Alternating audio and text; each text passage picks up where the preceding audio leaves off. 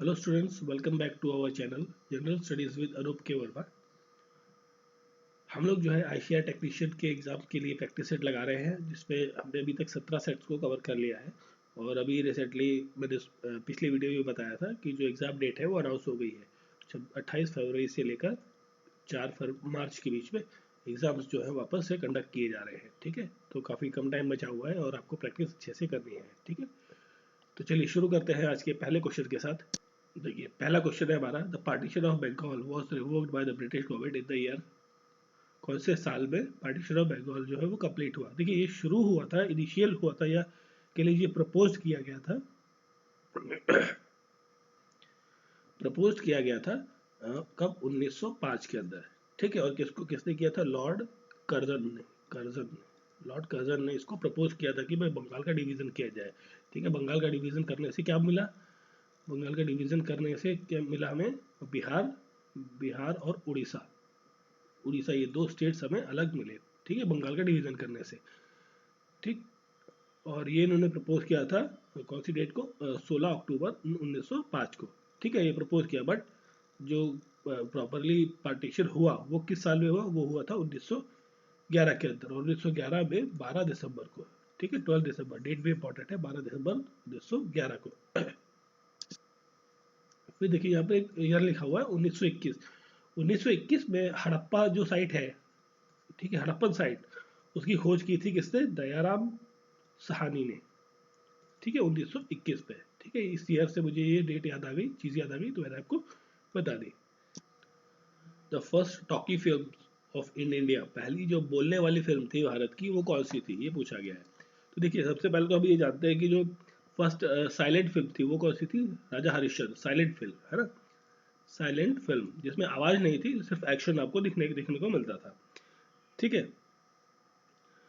और ये तो साइलेंट फिल्म थी। अब बात कर रहा है ये कौन सी बोलती हुई जिसमें आवाज़ या कुछ ऐसा साउंड वाले सिस्टम थी, तो वो थी आलम आरा।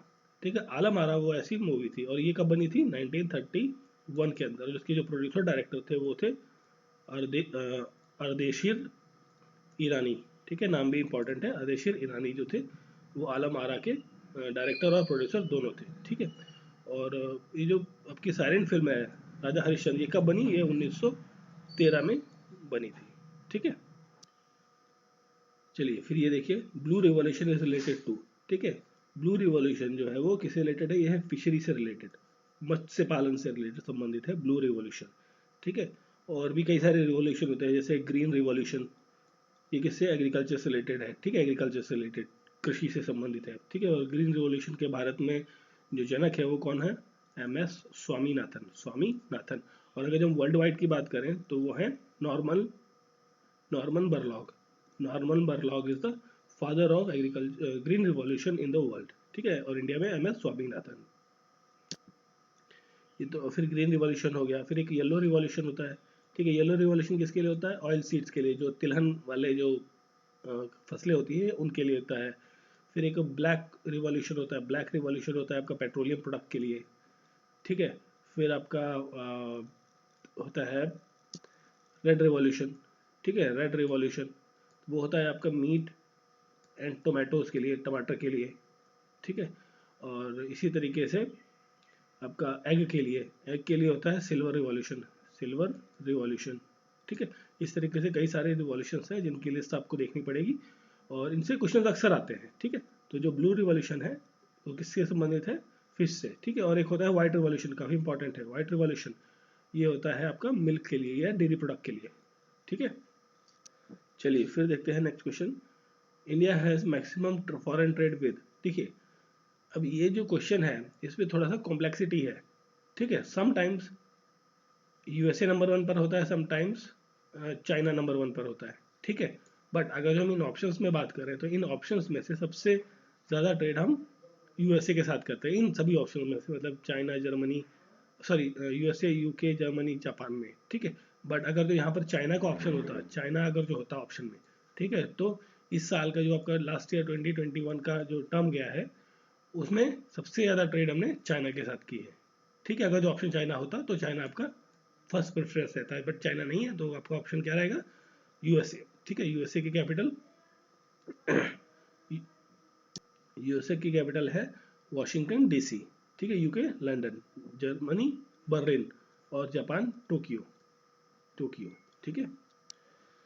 फिर देखिए नेक्स्ट क्वेश्चन है, the most urbanised country in the world, सबसे ज़्यादा शहरीकरण किस देश में है, मतलब कि जो वहाँ की जो पॉपुलेशन है, जनता है, जनसंख्या है, वो शहरों में रहती है रादर देन विलेजेस, ठीक है। तो वो एक लौता ऐसा देश है, वो है आपका सिंगापुर। सिंगापुर की 100% पॉपुलेशन जो है वो सिटीज़ में रहती है, मतलब जो गांव है, गांव भी डेवलप हो चुके हैं एज अ सिटी, ठीक है। तो वहाँ पर अब कोई गांव ही नहीं बचा, तो क्वेश्चन का करेक्ट आंसर है सिंगापुर, ठीक है। 100% अर्बनाइजेशन है यहाँ पर। और सिंगापुर की कैपिटल क्या है, सिंगापुर सिटी, ठीक है। और ये कहाँ पड़ता है, एशिया कॉन्टिनेंट में, क्लियर। और जापान की कैपिटल टोक्यो, जर्मनी बर्लिन। चलिए फिर देखते हैं, which is the most densely populated country among SAARC countries, ठीक है। क्वेश्चन में पूछा गया सार्क कंट्रीज जो होती है, सार्क क्या होता है, बेसिकली ये होता है south Asian association for regional regional corporation, ठीक है, ठीक है। ये है इसका सार्क का फुल फॉर्म। और ये इस्टेब्लिश हुआ था सार्क कब, इसकी स्थापना की गई थी 1985 के अंदर, ठीक है। और इसके हेडक्वार्टर कहाँ देखने को मिलते हैं, नेपाल, काठमांडू में, नेपाल में काठमांडू के अंदर, ठीक है। और इसके कौन कौन से देश मेंबर हैं उनके बारे में भी हम थोड़ा सा देख लेते हैं। इसके अंदर बांग्लादेश है आपका, भूटान है, इंडिया है, मालदीव्स है, नेपाल, पाकिस्तान, ठीक है, श्रीलंका, ठीक है। ये कंट्रीज थी, कितनी है, 1 2 3 4 5 6 7, 7 कंट्रीज को मिलाकर ये सार्क इनिशिएट हुआ था 1985 में। बट 2007 में इसके अंदर अफगानिस्तान को भी ऐड किया गया, अफगानिस्तान, ठीक है। अफगानिस्तान भी इस मेंबर ग्रुप में ऐड हुआ, ठीक है। और इसकी जो अभी लास्ट ईयर जो मीटिंग हुई, 20th मीटिंग हुई थी, वो हुई थी इस्लामाबाद में, इस्लामाबाद पाकिस्तान के अंदर, ठीक है, जिसमें भारत ने पार्टिसिपेट नहीं किया था, क्लियर। तो क्वेश्चन था ये हमारा, ये तो बाकी चीज़ें हो गई। क्वेश्चन मेन था हमारा पॉपुलेशन के हिसाब से सबसे डेंस देश कौन सा है, वो है आपका श्रीलंका। श्रीलंका में जितनी पॉपुलेशन है उस हिसाब से जो डेंसिटी है बहुत ज़्यादा देखने को मिलती है इन सभी ऑप्शंस में, ठीक है, क्लियर। तो Bangladesh is the, not Sri Lanka, I think मैंने श्रीलंका बोल दिया, बट बांग्लादेश, बांग्लादेश जो है, ठीक है, इसकी कैपिटल क्या है, ढाका। और यहाँ के जो प्राइम मिनिस्टर हैं वो कौन है, शेख हसीना, ठीक है। और श्रीलंका की कैपिटल जयवर्धनेपुरम कोट्टे और कोलंबो, ठीक है, Columbus not Columbus Pakistan Islamabad, India new Delhi. चलिए फिर देखते हैं नेक्स्ट क्वेश्चन। नेक्स्ट क्वेश्चन है आपका, कि which part of the earth is called as sima, sima किस अर्थ के किस पार्ट को कहा जाता है, तो इसका पहले आंसर देख लीजिए। साइमा कहा जाता है lower part of the crust को, जो अर्थ क्रस्ट का लोअर पार्ट है उसको कहा जाता है साइमा, ठीक है। और ये जो साइमा है ये बना होता है molten rich, actually Rocky rich होता है, रॉक्स होते हैं इसके कई सारे, जिसके अंदर रॉक्स के अंदर मैग्नीशियम और सिलिका की प्रचुर मात्रा आपको देखने को मिलती है, ठीक है। और lower part of the earth crust को ओशियन लेयर के नाम से भी जाना जाता है, ocean layer of the earth crust भी कहा जाता है, ठीक है। अब देखिए अर्थ क्रस्ट जो है, इनर अर्थ क्रस्ट, ठीक है, जो अंदर का पार्ट है, जैसे ऊपर क्या आपकी क्रस्ट हो गई, सम लेयर तक लगभग 5-7 किलोमीटर तक की क्रस्ट है, अर्थ क्रस्ट। उसके नीचे की जो लेयर्स है वो डिवाइडेड है 3 पार्ट्स में, ठीक है। और 3 पार्ट्स में पहला जो है आपका, जिसे कहते हैं क्या कहते हैं, SiAl, सेल, ठीक है।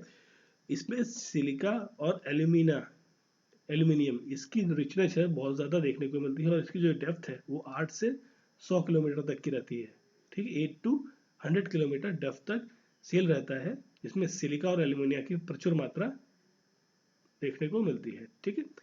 फिर सेकेंड लेयर में रहता है आपका साइमा, साइमा, ठीक है, lower part of the earth crust है ना, क्लियर, साइमा। तो साइमा में सिलिका एंड मैग्नीशियम आपको देखने को मिलता है। और इसकी जो लेंथ है, डेप्थ है, वो 100 to 2900 किलोमीटर तक के बीच में आपको देखने को मिलती है। देखिए यहाँ पे शुरुआत में silica Si, aluminium Al, Saima silica और मैग्नीशिया Ma, ठीक है। इस तरीके से ये नाम बने हुए हैं।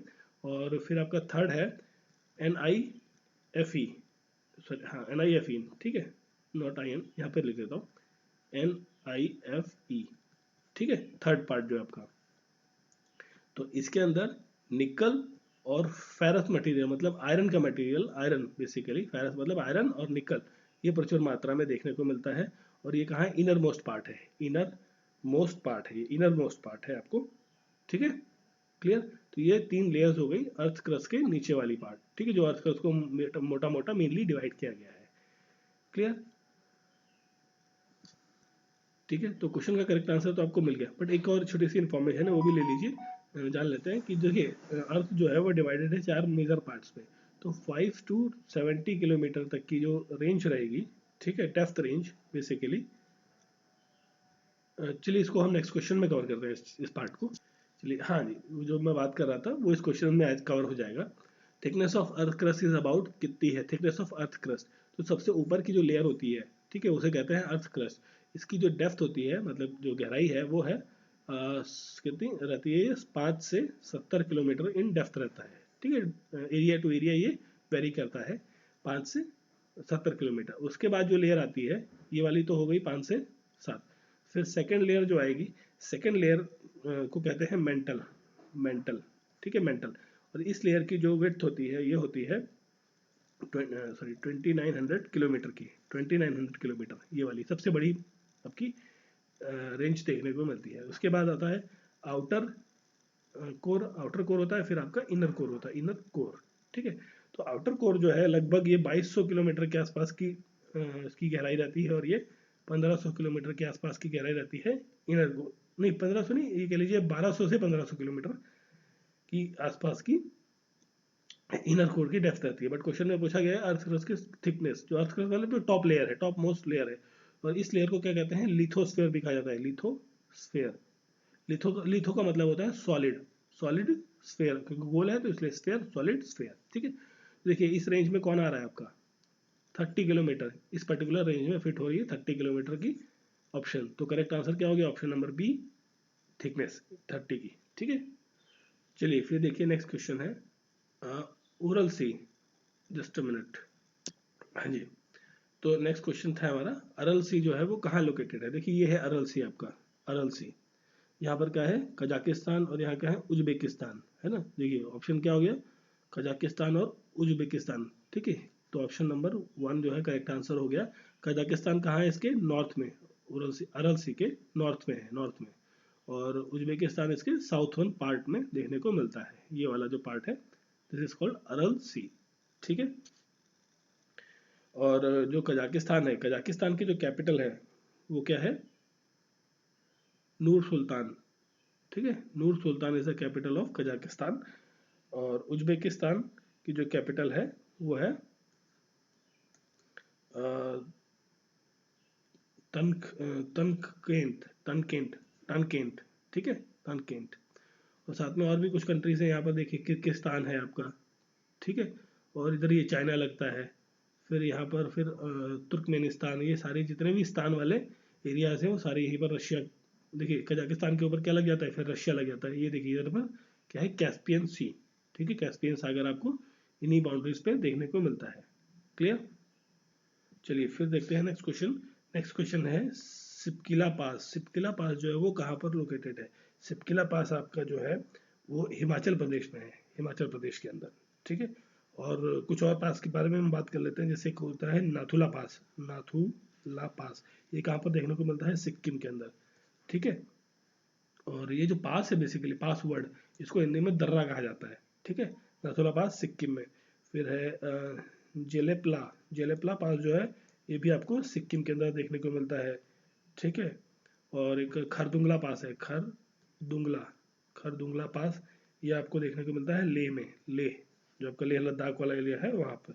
और एक है लिपुले, लिपुले जो है वो उत्तराखंड के अंदर, ठीक है। और जोजिला, जोजिला पास जो है आपको श्रीनगर, श्रीनगर जम्मू एंड कश्मीर में आपको देखने को मिलता है, ठीक है।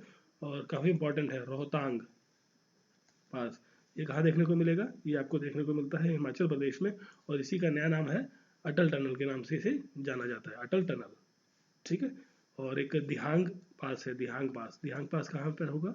दिहांग पास है हिमाचल प्रदेश, सॉरी अरुणाचल प्रदेश में, अरुणाचल प्रदेश ईपी, ठीक है।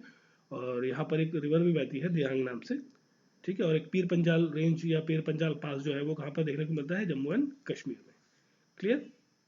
तो ये कुछ इंपॉर्टेंट पासेस के नाम थे, इनको जरूर ध्यान रखिएगा कौन सा पास कहाँ पर है। पास बेसिकली एक्चुअली पहाड़ होते हैं ना, हिल एरियाज होते हैं, तो वहाँ पर दो हिल्स हैं, तो इनके बीच में या दो कंट्रीज को या दो स्टेट्स को कनेक्ट करने के लिए एक रूट बनाया गया, उसे कहा जाता है पास, ठीक है, या दो प्लेसेस को कनेक्ट करता है जो, ठीक है।